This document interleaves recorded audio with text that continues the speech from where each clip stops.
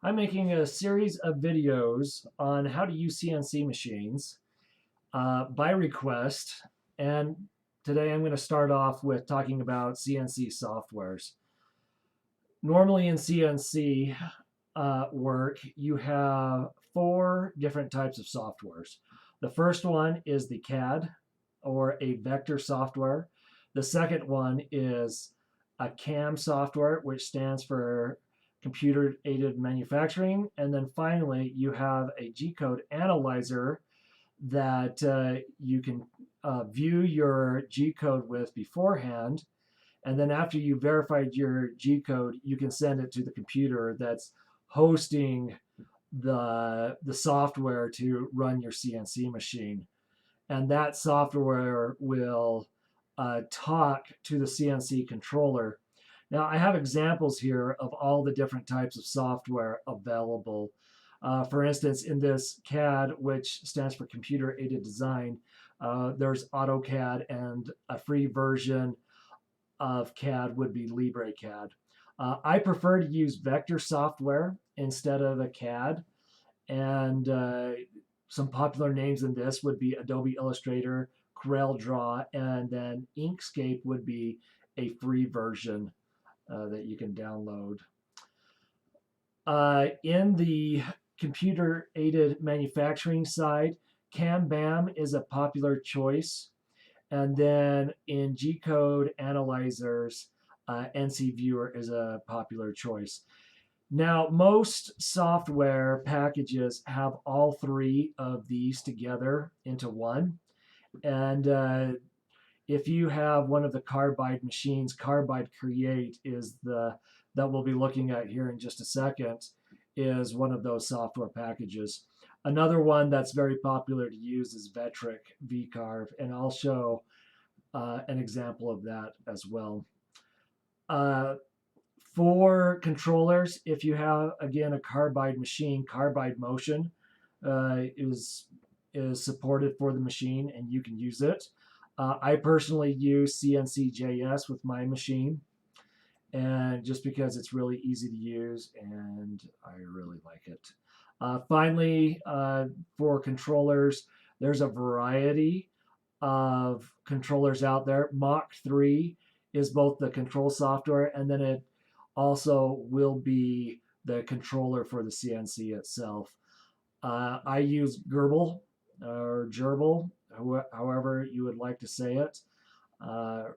It works. It's an Arduino project, and I have built a controller to handle my large NEMA motors, and so that's what I use. Okay, so for an example, I'll just go to Carbide Create and show kind of the process on how I would go about creating something that I would go and machine out on my CNC machine. Now, for the guys out there that are new to this, there are various different types of machining operations. And you'll hear 3-axis machining, 4-axis machining, 5-axis machining. We're going to focus on the 3-axis machining and a variation of that called 2.5D animation or machining. And it's called 2.5D because we're not doing full 3-axis machining. We're setting our bit at a given depth, and then we're doing a pattern of some type. And then the bit will go down to a different depth, and it will keep going down until the machining operation is complete. If it was full 3-axis CNC machining, then we would be doing things like reliefs and other things. So this is Carbide Create. If you have a Carbide machine, this will look very familiar. If you come in here to Job Setup, this is the first thing that we need to do, and because we need to set what we're actually going to be machining on. And so when it says stock size, this isn't the final dimensions of the part that you're going to be machining out. This is the size of what you will be machining into, whether it be wood or metal or plastic. And when you pick a stock size, uh, you definitely want to have a little bit of space on all sides from what you'll be machining. So, for instance, if you have something that you'll be machining out a 5 inch by 5 inch piece, then you want to have a half an inch at least on all sides. And that will prevent your piece or your stock from flying away and injuring somebody. And it also gives you a lot of clamping room to get onto that. So, uh, and then the other very important part is the thickness associated with your stock.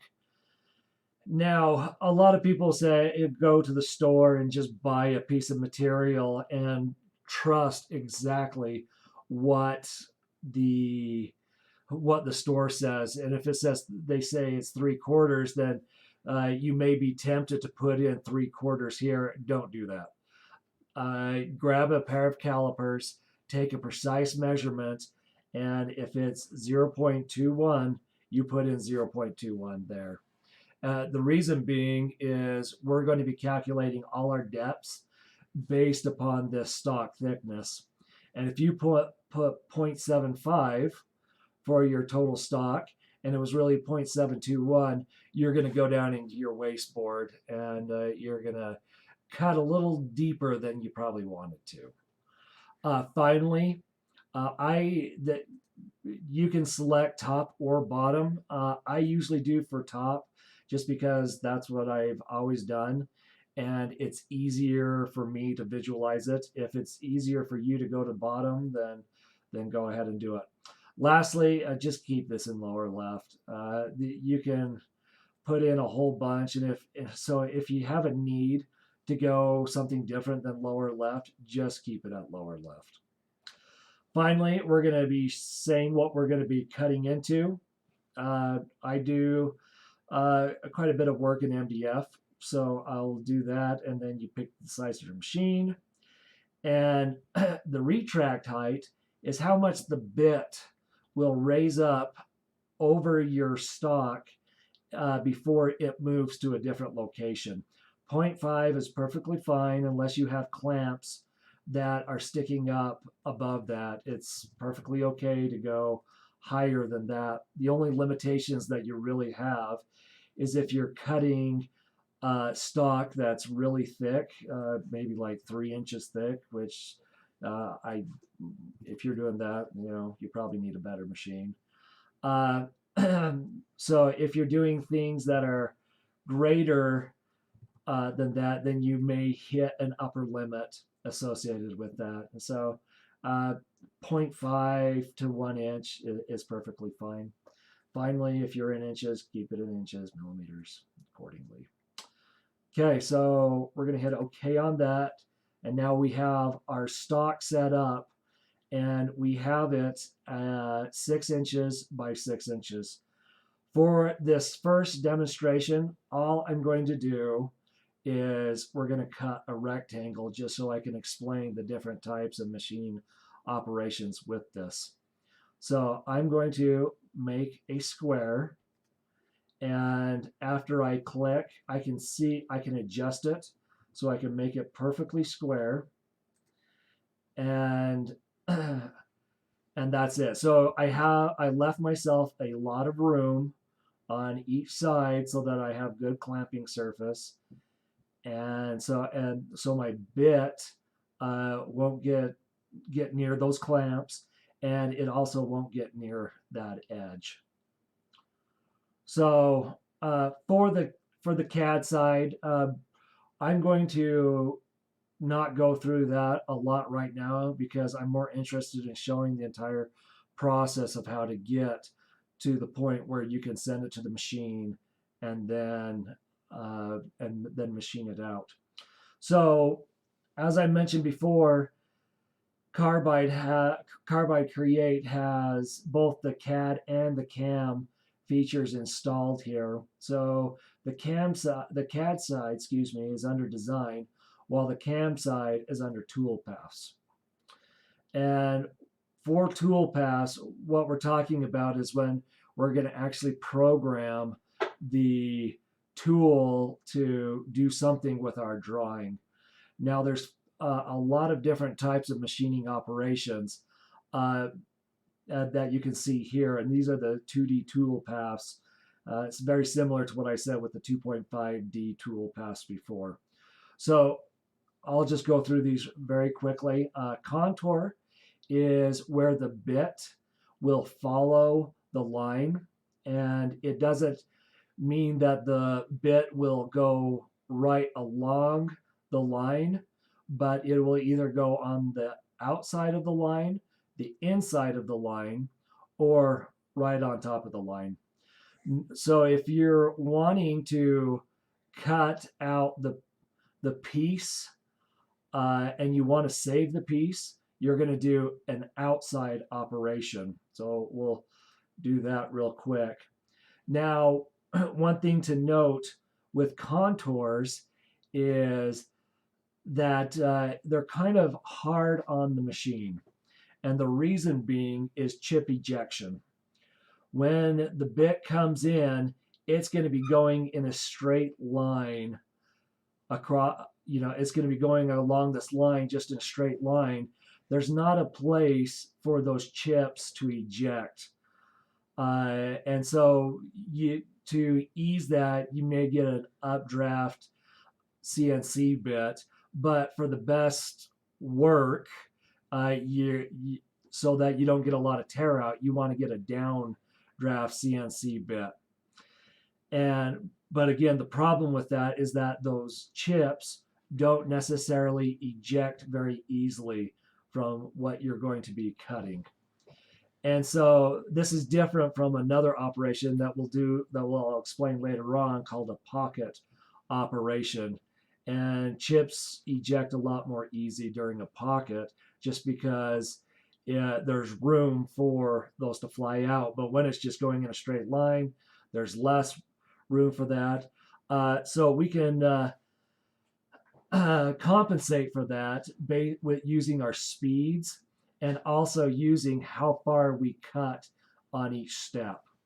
And so we're not going to want to cut through our entire stock in one step. One, our machines may not have enough power to do that. Two, it may break the bit. And three, that chip ejection is very important. If you're just making dust, your bit is going to heat up very quickly, and that's essentially what you're doing if you're going too fast or you're going too deep and too slow. Your bit is just going to pulverize the material. It's going to cause your bit to heat up, and then you're going to have shortened bit life. The best idea is to make good sized chunks coming out that your machine can handle. But again, if you start getting really, really fine chips, it's going to heat up your bit, and then your bit can fail, or it's going to go dull very quick. And you'll notice if you're going too slow, because you'll get that burn mark on your bit. Okay, so to set up a contour, we're going to start that depth at the top of the stock, 0 here, and we're going to say how far we're going to go down with. And so on this, contours are really good for cutting out parts. And so we're going to use the entire stock.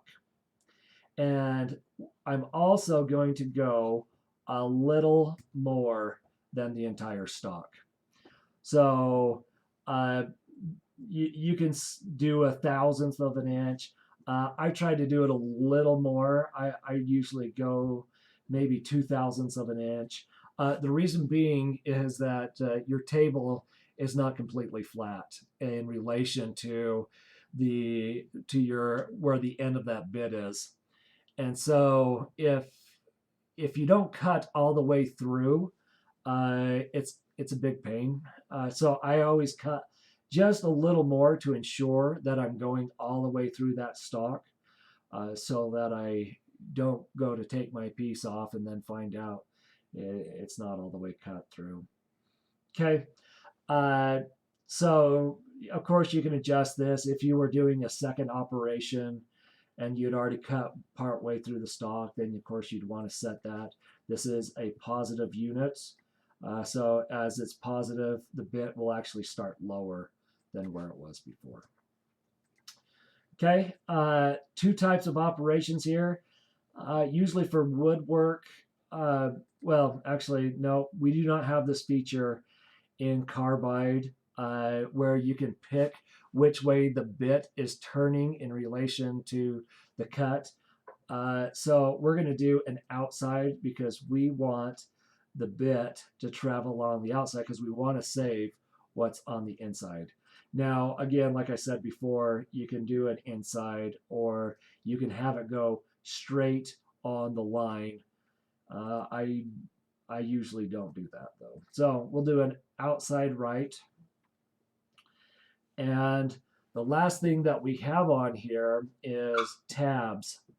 Now, do yourself a favor and give yourself tabs. The reason being is a lot of when you're first starting off and you'll do your first cutout, and what will happen is it will get to the end of that cutout, and this inside piece will release, and that bit will travel a little bit into that just because of the release and pressure and such.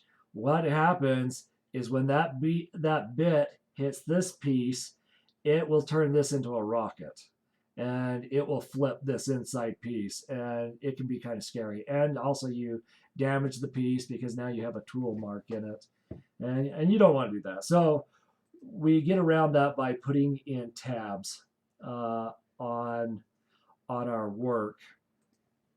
And to put in a tab, what we're going to do is just select places around our piece. And when we do that, you'll see that these will be bridges from the stock to the piece itself. And we can say how wide they are. We can put 0.5 inches and then just make them 1/8 of an inch tall. And so it will leave a little bit here, here, here, and here that are easy to cut out later on. So I'm going to hit OK on that. And it gives me an idea of how long it's going to take and such. I want to go in here and make sure that I have the right tool set up. Now, an 1/8 of an inch bit is good, and I like how Carbide sells their bits already done. So you have all the parameters set up. They give you speeds, feeds, and plunge rates and all that great stuff so that you don't have to calculate it, which is going to be outside the scope of this video. But if 1/8 of an inch bits are good if you're doing some detail work. They're not really fast bits. And so I usually go with a 1/4 inch bit. And you'll see that we'll get a little bit of time savings when we do that. See, now we're under 2 minutes using a 1/4 inch bit. The downside to it is you do have more waste, but it just goes so much faster. So the last part of what we talked about before was the visualizing the G code. And so I'm going to go here to show simulation, and it's going to give me a rough idea of what it's going to do. And I'm just going to look at this and make sure that everything is the way that I want it to be. And what I'm not seeing are my tabs. So if I go back to my operation here, go edit tabs, I'm going to clear those tabs. And I think the problem is it's not showing my actual piece. So let's go here. That's it right there. Oops, clear all tabs. No, it is not wanting to work. So I think I am having a bug in the software. If you experience this too, then no. Yep. Okay, so we're going to leave that off for now, but do put in tabs. They could save your life.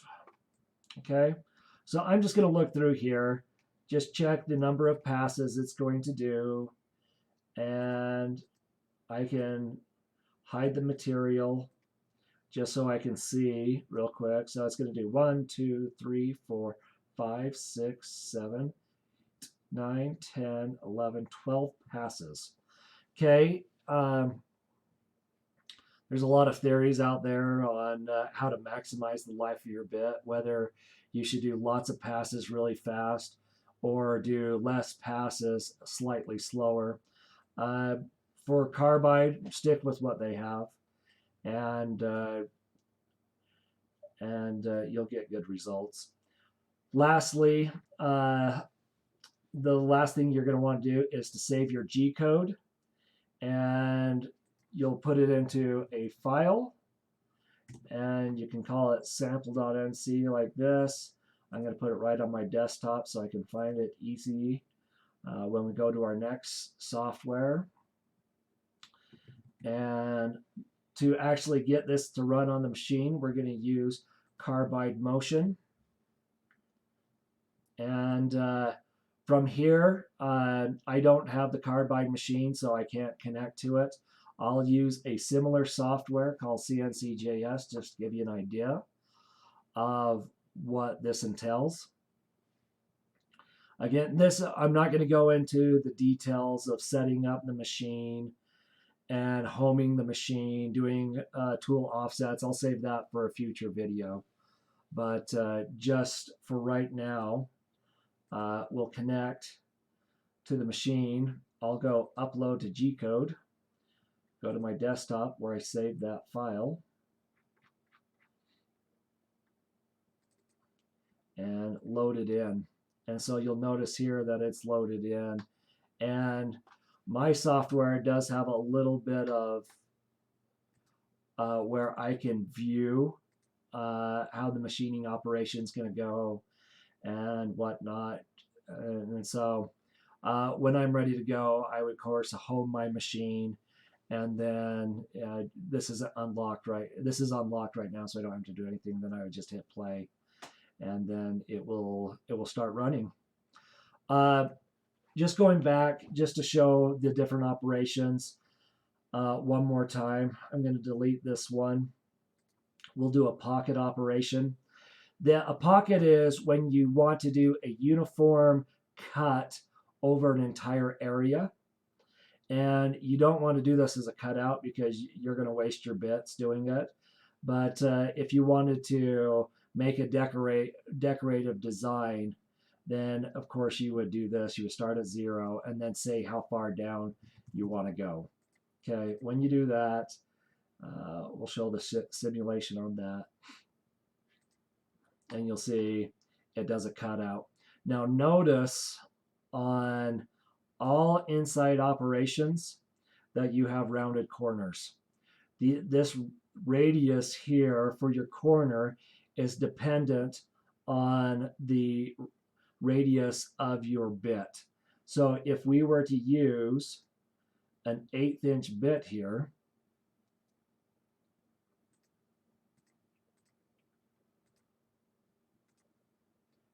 what you'll see is we will have smaller radius that's smaller.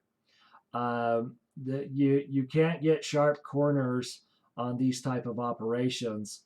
Let's say that you needed to fit something into this slot though, you were doing a specific, you can cut it so that it would match with the radiuses. Or another option, oh, that's right. So what you can do is when you come in here, you'll see that you have a corners option. And if you leave them as square, they will be square, or they will not be square. So you can specify that so that when the bit comes on the inside, it will just travel around. So you can control that radius. Again, even if you do a chamfer, you're still going to have those rounded corners even there. If you really want to have corners where you can fit a piece inside, you're going to either use dog bones or tees. A dog bone is just where it cuts a piece out. So you can notice that if I were to put in a square piece in here now, it will fit. You'll have gaps here, but the square piece will fit in. And a T is very similar to that. It's just that they're just lining up different. Okay. So let's go to a texture would be a true a three-axis operation. We're not going to do that one right now. Drilling is when you want to put in a hole, and it's going to use a pecking motion. It will go in and out, in and out, in and out until it finally gets to the bottom, and then it will then come up and you'll have your hole. V carving, we're going to save this as well for another operation, for another video. If you're into making signs and stuff, this is the thing that you're going to use.